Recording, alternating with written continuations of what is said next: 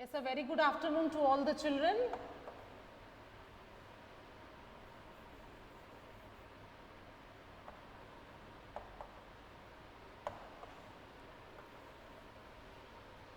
A very good afternoon to all the children.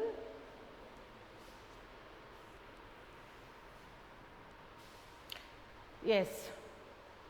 Now, you can see on the board that I have written India's foreign policies. It's because in your book you are getting it as the name of the chapter, you are getting it as India's external relations, and we have nothing to say because you know that the name of the chapter has been suggested like that by the boards. So, we have to move in that way. And as far as I was talking to about the PDF with regard to the extension in your syllabus or the new parts which are to be added within your syllabus, I have inquired and that has been put on the official website of the school. Clear? That has been put on the official website of the school. So, you can download it from that part. The parts which are going to be added to certain chapters which are there for your boards. You please be very sincere and you get it downloaded from that part. Am I clear to all of you? Did you follow what I said? The parts which are added to several different chapters of both the books, it has been put on the official website of the school. So, it will be very sincere, do not make it very late, and do one thing is that you get it downloaded so that you can avail it, you can use it properly. And with regard to the syllabus, I have told you from both the books two chapters, that means from world politics, era of Cold War era and end of bipolarity, and from Indian politics, politics in India since independence. In that particular book you are having partition, that chapter, and the third chapter politics of planned development, that chapter, two chapters, because the second chapter is not there in your syllabus. Now, with regard to the dates of the examination, children, we are also not aware of the dates when it is going to be put up. So, my request to you will be always go through the official website, because all the informations, all the details when the exams are going, the tests are going to be conducted, the dates, the schedule, everything will be mentioned there. So, as previously the other day I have discussed with the relationship between India, China, India, Pakistan, and today I am going to discuss between the relationship between India and Bangladesh.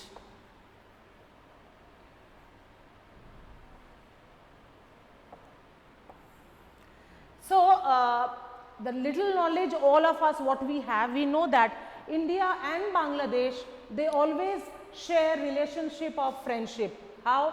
You can see that export import Bangladesh as women, you know, Bangladeshi Dhaka, muslin, all these kinds of things, Bangladeshi ilish, Poddar ilish, all these things what you call it, you know, these things are very common in India, isn't it? And at times we can hear people going to Bangladesh as if they are going to some other state of India. So, India and Bangladesh always have had a very good relationship, excepting two problems. One problem is the sharing of the river waters of Ganga and Brahmaputra, which has actually been solved, and another problem which has still become very what to say, it has become still very active these days is immigrants. Immigrants means people moving from Bangladesh, crossing the borders and coming to India. This has been a problem since partition. That means not partition, I will tell you, since 1971, that means when Bangladesh was created, from then onwards, and it is continuing even today. Immigrants, you know, immigrancy is one of the greatest problems which India and Bangladesh actually suffer from. Otherwise, you know, India and Bangladesh always share a relationship of friendship, help, cooperation, coordination amongst them. So, before discussing anything about the relationship between the two countries, first of all I will discuss how Bangladesh as a separate nation was created.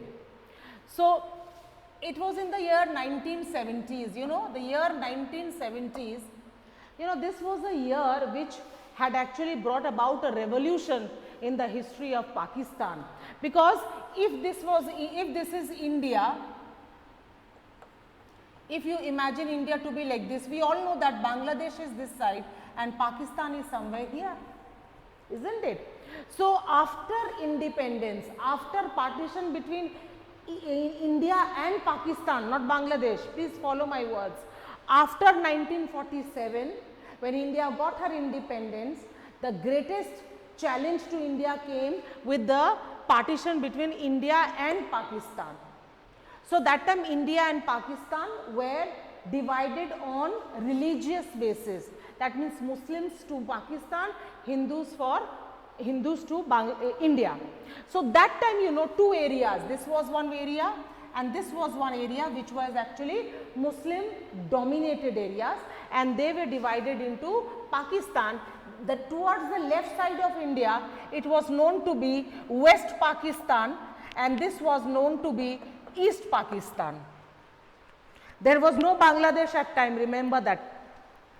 So, West Pakistan having a completely different culture, they speak Sindhi, Punjabi, Urdu, these kinds of languages, whereas people in Bangladesh, they are thoroughly Bengali spoken people following a thorough Bengali culture. Clear? Immense difference, huge difference between them. So, it was in the year 1970s, you know, that time you have heard the name of Zulfikar Ali Bhutto. There was elections to the provincial legislature in West Pakistan, where Zulfikar Ali Bhutto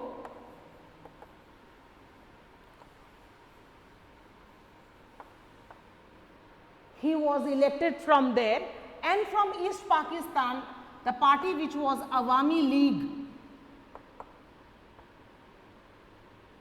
You have heard the name of Sheikh Mujibur Rahman, who was actually known as the Tiger of Bengal. You know, he won from there with an absolute majority. But what happened? Pakistan, this was not ready to accept this, to give Mujibur Rahman and his party a seat in the provincial legislature, and with that started the problem. So, what happened, you know, Pakistani forces, what did they do? They had not only captured Mujibur Rahman, but they had also assassinated all his family members, and with that, you know, started the problem between East Pakistan and West Pakistan. Clear? Open rivalry started with the capture of, with the imprisonment of, or with the arrest of President Mujibur Rahman. Now, what happened in this respect? You see that Pakistan, you know, it got support from which part? Pakistani leadership, it entered into alliances with USA, it sought help from USA, that is America, and again Pakistan got not only help from USA but from China also. And who had actually brought about this?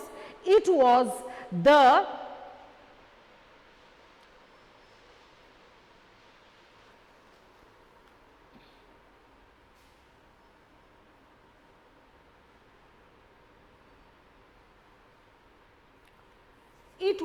through the advisor.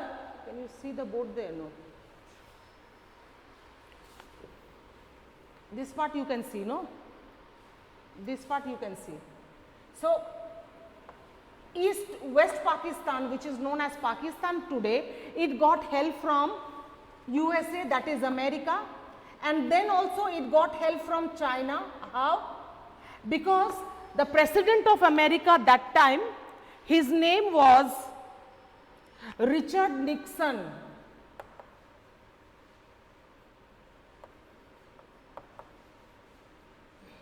His advisor, whose name was Henry Kissinger. Henry Kissinger.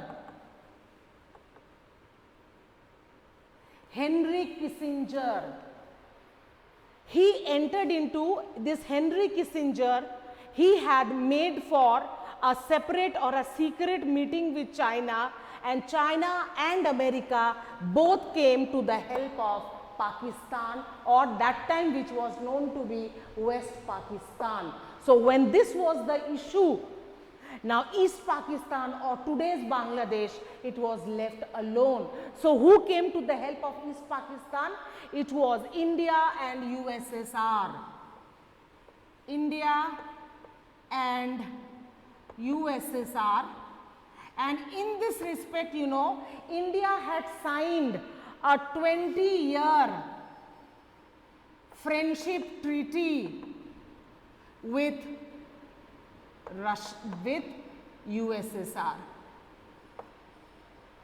20-year friendship treaty was signed in August 1971 between India and USSR, and India and USSR, they went to the help of East Pakistan, which is now known to be Bangladesh. And on the other hand, you can see that USA, that is America, and China, they have moved to the help of West Pakistan or the present Pakistan as we know. You can see that the whole Indian subcontinent in between, and war or troubles taking part on both the sides of India. So automatically India was dragged into it when the Pakistani forces, they captured parts of Punjab and Rann of Kutch. When Rann of Kutch in Gujarat and Punjab, when the Pakistani forces, they made an attack over it, what happened, and they were moving towards Jammu and Kashmir. This time India thought that this is not the time to be sitting quietly, and again the Indian military, and that time, you know, the Prime Minister of India was Mrs. Indira Gandhi. You know, she also made a retaliation. Retaliation means a counter attack over West Pakistan. Clear? And in this way you can see that which was actually a war between East Pakistan, West Pakistan, it had encompassed so many countries which actually landed up into a war between India and Pakistan when the Pakistani forces had annexed or entered and captured some parts of Punjab as well as Rann of Kutch. So direct confrontation with the army of Pakistan and India. This continued until 1971 when you can find that the Indian forces, they were successful in moving or pushing the Pakistani forces away, and they were moved out, and this East Pakistan, which was previously known to be East Pakistan, it got its liberation, that means freedom, with Sheikh Mujibur Rahman becoming the first president of Bangladesh. So we can see that the relationship between India and Bangladesh is actually a relationship of help, coordination, cooperation, whatever. Yes, in fact, you know, during this time, during the 1970s, when there were a lot of problem, one problem was there, you know, nearly 80 lakh people from Bangladesh, they have entered into India. This was one of the greatest problems, why India also had to put or intervene in this matter. But during that struggle, I will tell you one thing more. It was that, you know, during this time when Mrs. Indira Gandhi's attempt towards liberating Bangladesh, it was such, what to say, I'll tell you, it was praised or appreciated in the national platform, and she was looked upon not as the Prime Minister of India, but as a national leader, a charismatic leader by all over the countries of the world. So in this way you can find that how India and Bangladesh, they had helped each other in bringing about. In fact, it was mainly the help from the side of India to bring about friendship between the two countries. Okay. Now you can see that how India had actually helped Bangladesh with all over the little resources which India had. She had helped Bangladesh. On page number 78, second paragraph only, you can see that the different achievements which have taken place. You see the third line, the scarce resources were diverted to the defense sector, especially after 1962. Then the Department of Defense Production was established in November 1962, Departments of Defense Supplies in November 1965. These are some of the things which were included. Now we will come towards the India's nuclear policy. So any problem here? Miss, your voice became too low. I don't know, I should not be, because I am speaking quite loud. Why my voice went down, I don't know. Sir, please see that. They are saying that my voice is becoming very low.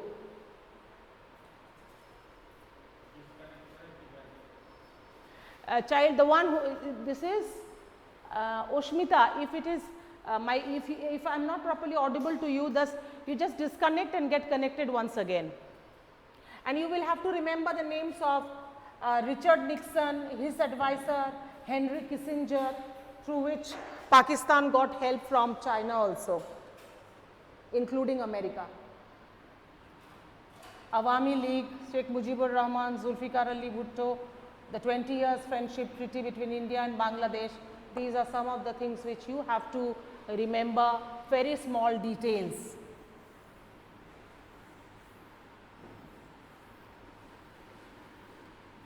Now the last part of the chapter is India's nuclear policy.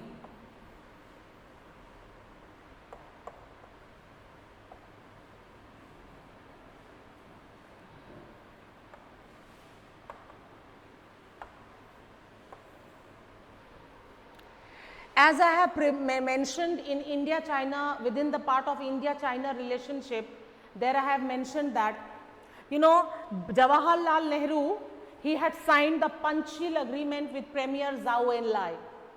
And in this Panchsheel, it was mentioned that disarmament, that means no keeping of weapons which are actually, very, very harmful for human beings or mankind.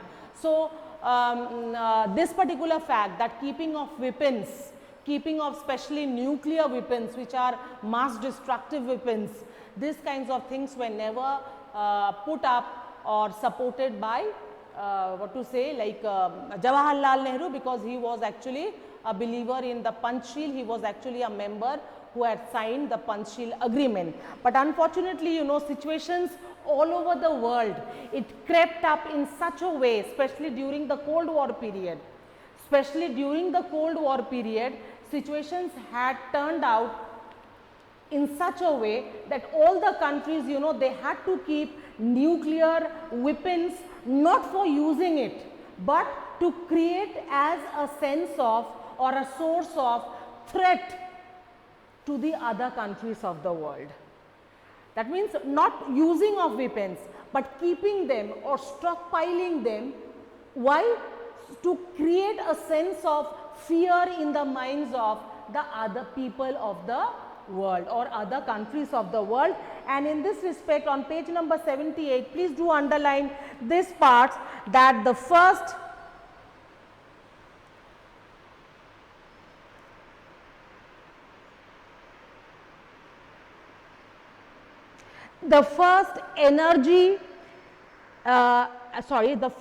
atomic energy plant, or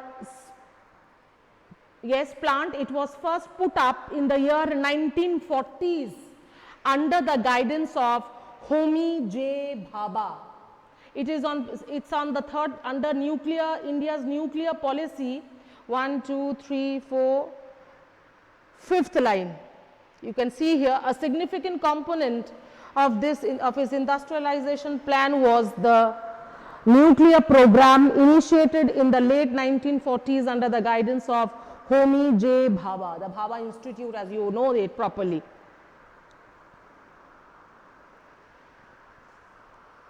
Then you please come to this part, nuclear non-proliferation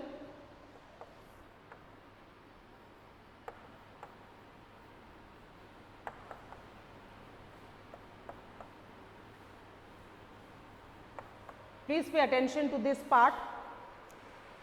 Nuclear Non-Proliferation Treaty of 1968. Now what does this mean, Nuclear Non-Proliferation Treaty?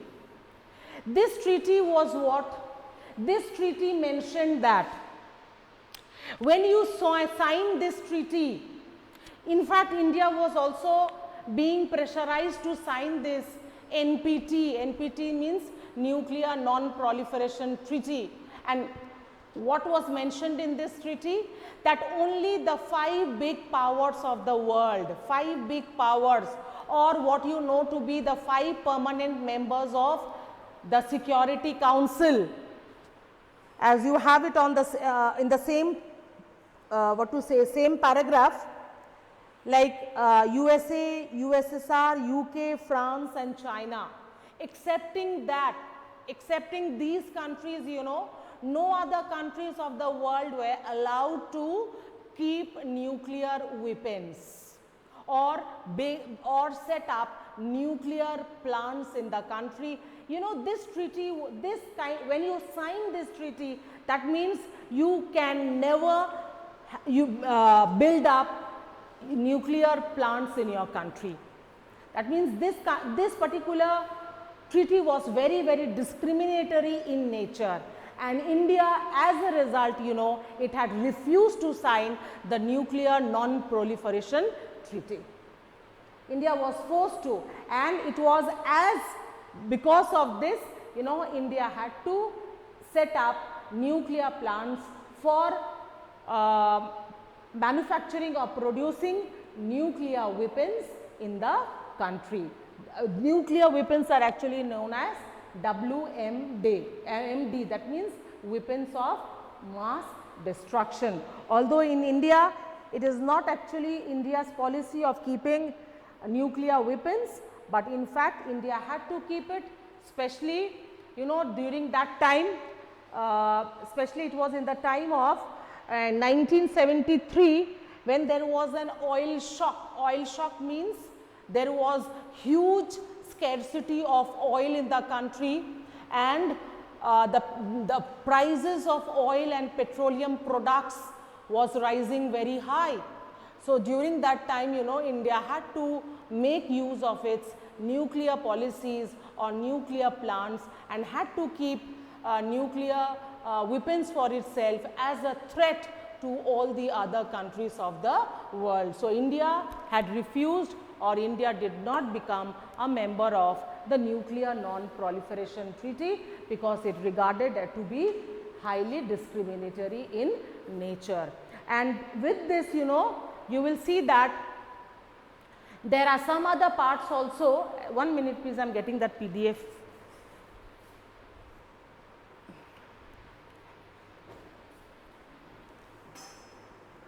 As I am asking you again and again to go through the PDF part.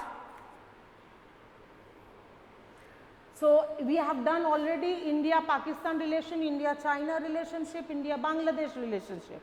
And to your new syllabus which has been added, you will have to go through India-Israel relationship, again relationship between India, relationship between India and Israel, and India's new nuclear programs. This you also have to go through.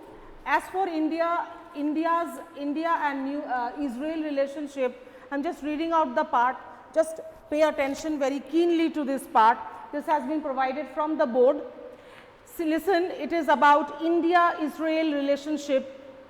Nearly 40 years, 45 years after independence, due to various reasons, India's foreign policy with Israel remained largely unexplored, notwithstanding the two nations gaining independence from the British colonial rule in 1947 and 1948 respectively. Just hold on, I will explain this part. I am just giving you what has been provided by the board. Though historical and cultural ties between India and Israel have gone back from times immemorial, diplomatic relations formally developed between the two after the opening of Israeli embassy in India in 1992, important date. But even after the establishment of formal diplomatic relations, the relations between the two countries started gaining firmness. Firmness means becoming much more strong only after the foundation of the NDA government in 1996. NDA means National Democratic Alliance, that means BJP and its allies, in 1996 and 1998 onwards. Relations between the two democratic nations further intensified with the visits of the two heads of government, Prime Minister Narendra Modi to Israel in 2017 and Prime Minister Benjamin Netanyahu to India in 2018. The two nations have started cooperation in various fields like cultural exchange, security, defense, counter-terrorism, space research, water and energy, and agricultural development. So, what we come to know from this particular part is that India and Israel, yes, Israel, before, Jews are a nation. Jews existed in the world from long ago, but a separate state for the Jews was created only after in the year 1948. Previously, Jews were found in many parts of the world. They used to live in Germany, France and Arabian countries, Russia, many countries of the world. But an independent state for the Jews was created in the year 1948, which is actually known as the State of Israel. Clear? India got her independence in 1947. So, more or less both the countries enjoying freedom the same time. But unfortunately, you can see that the relationship between the two countries have not been amicable or friendly relationship, did not start with them for a long time. In fact, the relationship between the two countries, it was like, it was under the cover. And this started first. Please, these are some of the small details which will be very important for you. It first started, the first initiative started from 1992 when an Israeli embassy, you know what is an embassy? A foreign department, a foreign minister from Israel came, has one embassy for the Israeli people for Israel was established in India, as well as from India to Israel. And then the relationship between the two countries, it got a firm footing. Firm means it became stronger, the bond became stronger since 1996. Under whose government? NDA. NDA is a coalition government. Coalition government. Under coalition government of whom? BJP plus its allies. And after that, you can see that both the countries' leaders, as for example, from India, Narendra Modi, he visited Israel in the year 2017, and the Prime Minister from Israel, whose name was Benjamin Netanyahu, he came to here the next year itself, 2018. So, you can see that the relationship between the two countries becoming stronger day by day, and the main areas where they share a good relationship is cultural exchange, exchange of culture, that means knowing each other's culture, security and defense, obviously that means security of both the countries, that means, and another way, another one is how both the countries are trying to fight with terrorism. Then is research of the space, water, energy and agricultural development. These are the areas where both the countries are actually sharing good relationship with both the countries, and the relationship between the two countries is gradually becoming stronger and healthier day by day. Clear? Next day, tomorrow itself maybe I will give you some questions and one little part on this nuclear project.